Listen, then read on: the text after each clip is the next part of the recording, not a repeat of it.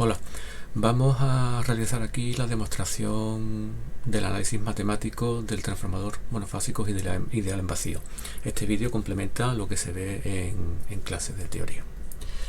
Bien, vamos a partir de la idea. Aquí tenemos el transformador, tal y como aparece en la transparencia.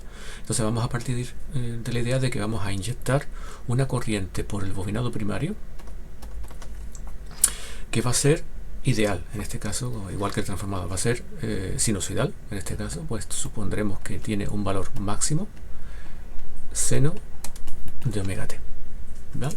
Bien, esta intensidad, que sería esta de aquí, la inyectamos por el bobinado primario de N1 espiras y sabemos que esa intensidad, que le vamos a llamar de vacío, ¿vale?, puesto que es con el transformador en vacío, pues va a provocar la aparición de un flujo que va a circular en este sentido, como ya sabemos por las reglas de la mano del sacacorcho, en este caso aplicado a la bobina que está creando el flujo. Ese flujo matemáticamente estamos expresando con magnitudes minúsculas las magnitudes temporales. Ese flujo pues se puede obtener a partir de la ley de Hopkinson, multiplicando la fuerza magnetomotriz que crea el flujo dividido de la reluctancia magnética del circuito magnético que tenemos aquí. En el transformador, la reluctancia magnética, en el transformador o en cualquier circuito magnético simple, sencillo, geométricamente sencillo, como puede ser este, la reluctancia magnética se puede obtener dividiendo, por un lado, la longitud promedio del recorrido que hacen las líneas de campo entre el coeficiente de permeabilidad magnética y entre la sección media que atraviesan esas líneas de campo, ese flujo. En este caso, como los valores de L y S son promedios, son valores constantes, y mu en un transformador ideal es constante, pues entonces tenemos que la reluctancia magnética es constante. Por lo tanto, la podemos manejar como una constante independientemente de su valor. No nos interesa el valor que va a tomar aquí. Y la fuerza magnetomotriz, sabemos que la fuerza magnetomotriz en una bobina pues la podemos obtener multiplicando el número de espiras por la intensidad. En este caso, en la bobina N1 pues será N1 por la intensidad 1 de vacío. Bueno, por lo tanto, esta sería la forma de poder aplicar la ley de Hopkinson aquí. Nos quedaría, por tanto, aquí N1 por la intensidad 1 de vacío, que sería I1 de vacío máxima. Todo ello dividido de la reluctancia. Vamos a dejar los términos que son constantes, que son estos tres aquí, y dejamos el seno fuera. Este seno pertenece al valor de la intensidad. Bien, nosotros podemos agrupar en un solo término todos aquellos que son constantes y nos quedaría para el flujo pues un valor. Vamos a llamar a este término constante con flujo máximo, pues nos quedaría un valor que sería flujo máximo seno de omega t. Esta sería la expresión matemática del flujo que atraviesa el núcleo ferromagnético. Y ahora sabemos que la tensión inducida, o sea que aquí aparecerá, una tensión inducida en la bobina provocada por la ley de Lenz-Faraday. Vamos a obtener el valor modular de esa tensión, es decir, vamos a aplicar solamente la ley de Faraday. La tensión S1 inducida por la variación de flujo en el interior de la bobina 1 se puede obtener aplicando la ley de Faraday, multiplicando el número de espiras de esa bobina por la derivada con respecto a tiempo del flujo que atraviesa esa bobina. Es decir, nos quedaría, si hacemos la derivada del flujo, que es esta expresión de aquí, flujo máximo, que es una constante, nos saldría fuera, y la derivada del seno sería, de seno de omega t con respecto a t, sería omega por coseno de omega t.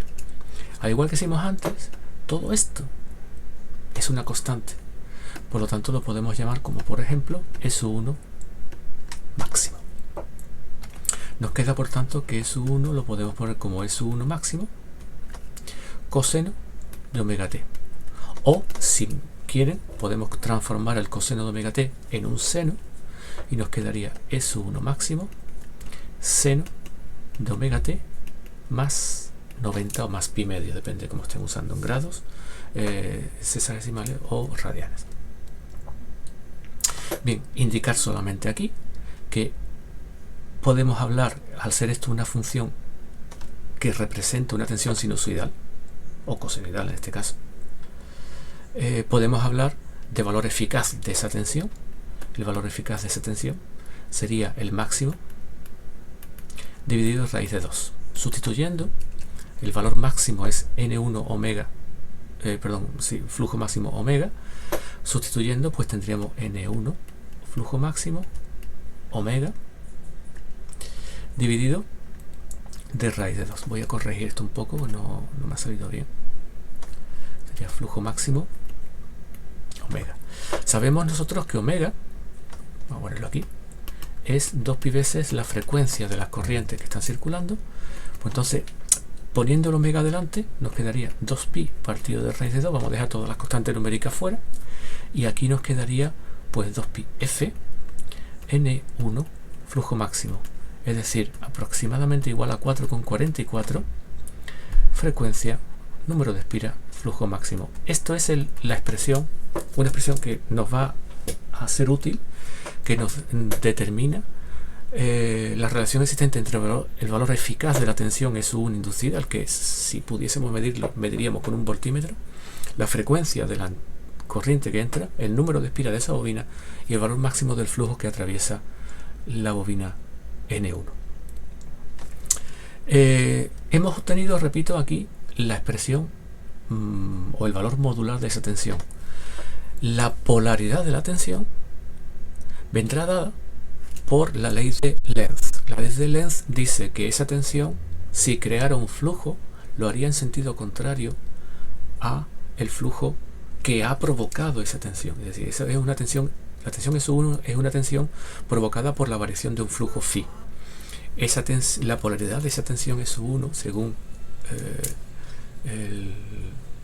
Lenz, y hay un vídeo en el campo virtual que lo explica, la polaridad de esa tensión S1 sería aquella tal que la intensidad que provocara esa tensión S1 crearía un campo contrario al que originalmente lo produce. ¿Eso qué quiere decir? Quiere decir que si el flujo original tiene un sentido, en este caso ascendente según la figura, S1 tendría que provocar un flujo descendente según la figura.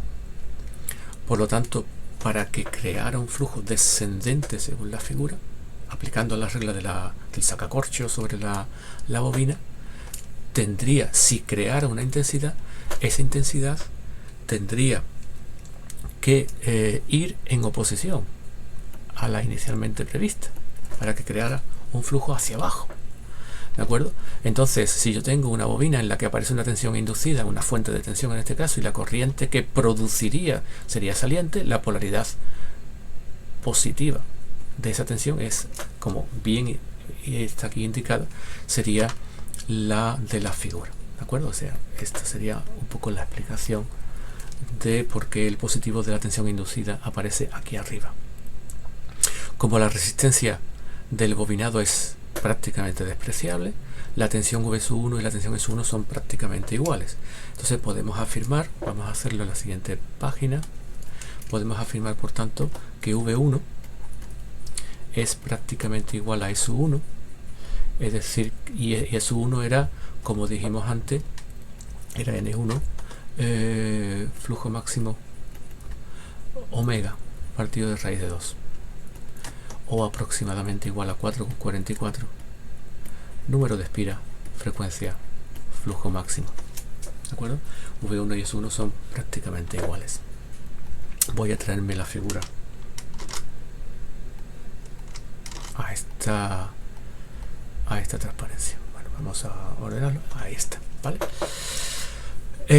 Vamos a ver ahora qué pasa en el bobinado secundario. En el bobinado secundario, el mismo flujo que crea el bobinado primario atraviesa el bobinado secundario. Por lo tanto, podemos hacer un análisis similar. Es decir, podemos decir que la tensión que aparecerá inducida en el bobinado secundario, pues según la ley de Faraday, será el número de espiras por la derivada con respecto al tiempo del mismo flujo de antes.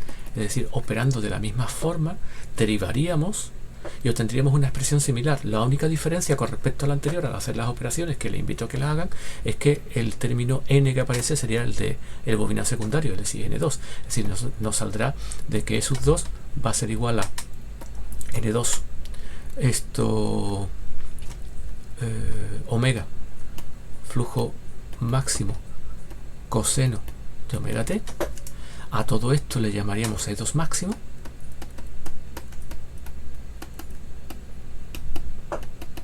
El coseno de omega t yo lo puedo expresar, si me interesa, como seno de omega t más 90, y sé que E sub 2, valor eficaz de esa tensión, es igual a el valor máximo partido de raíz de 2, es decir, sería 2pi partido de raíz de 2 f n2 flujo máximo, o sea, la misma expresión que obtuvimos antes. Estoy yendo, en este caso, no pasando por todas las expresiones, pueden revisar el análisis de la tensión S1, o aproximadamente igual a 4,44, número de espiras del secundario, flujo máximo omega. Perdón, omega no, perdón, flujo máximo frecuencia. Ahora sí, disculpa.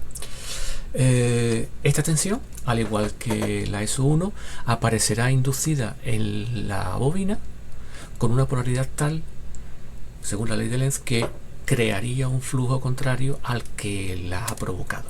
El flujo que la ha provocado tiene esta circulación por el núcleo ferromagnético, es decir, en este caso por la bobina N2 va de arriba hacia abajo.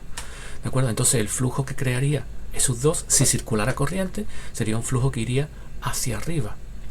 Para que un flujo vaya hacia arriba, si el flujo que creara E sub 2 iría hacia arriba, las corrientes tendrían que tener este sentido por las bobinas, para que al aplicar la regla del sacacorcho fuese coherente. Eso querría decir que si existieran esas corrientes, no pueden existir porque el circuito está abierto, pero si existiera, la corriente saldría por aquí. Resulta de que al tener una tensión inducida y la corriente salir por aquí, aquí tiene que estar el positivo de la E sub 2. Por lo tanto, por eso tenemos ahí el positivo de la E sub 2. Evidentemente, al igual que ocurría, si nosotros medimos aquí la tensión, que sería para nosotros la tensión V2, pues V2 sería igual a E sub 2 en este caso, es decir, sería igual a N2 flujo máximo omega partido de raíz de 2, o aproximadamente igual 4,44 número de espiras 2f flujo máximo. Y este sería la demostración matemática de todas las expresiones que aparecen en el transformador monofásico ideal en vacío.